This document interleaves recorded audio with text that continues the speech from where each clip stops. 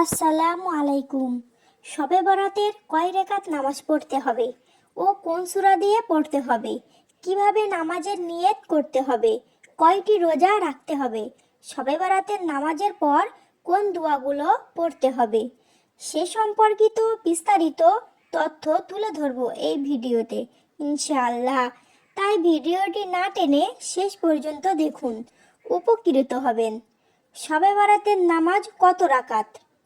সাধারণত শবে বরাতের নামাজ হচ্ছে নফল নামাজ, তাই এই নামাজ আর অন্য নামাজের মাঝে কোনো পার্থক্য নেই। আপনি 2 রাকাত নফল নামাজের নিয়ত করে আপনার সামর্থ্য অনুযায়ী আপনি যতটুকু পারেন পড়তে পারেন। সেক্ষেত্রে 8, 10, 12 রাকাত বা আরও বেশি হতে পারে। শবে বরাতের নামাজের নিয়ত: শবে বরাতের 2 রাকাত নফল নামাজ আদায় করছি, আল্লাহু আকবার, অথবা 2 রাকাত নফল নামাজ আদায় করছি, আল্লাহু আকবার। শবে বরাতের নামাজের নিয়ম: শবে বরাতের নামাজ অন্যান্য নফল নামাজের মতোই, কোনো বিশেষ নিয়ম রাসূল সাল্লাল্লাহু আলাইহি সাল্লাম থেকে বর্ণিত হয়নি।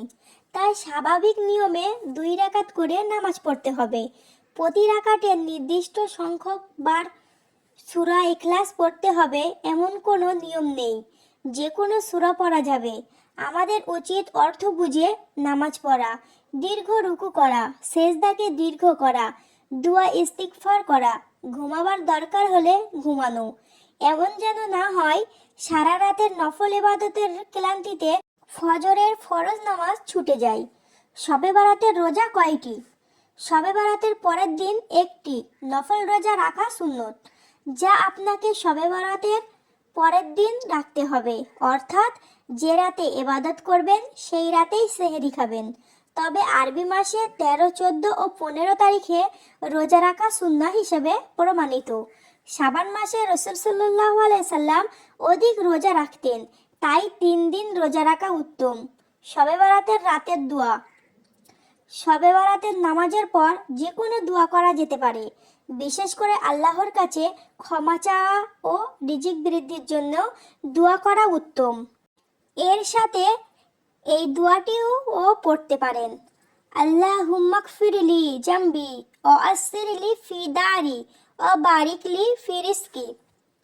অর্থ: হে আল্লাহ, আমার গুনাহ মাফ করে দাও, আমার জন্য আমার বাসস্থান প্রস্তুত করে দাও এবং আমার রিজিকে বরকত দাও।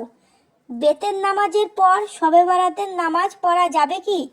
হ্যাঁ, তবে উত্তম হলো শবে বরাতের আমল শেষ করে শেষে বেতের নামাজ আদায় করা।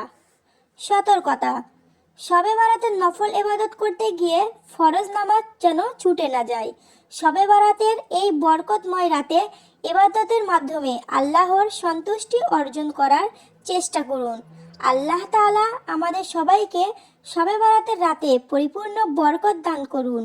আমাদের সকলের মনের আশা পূরণ করুন, আমিন।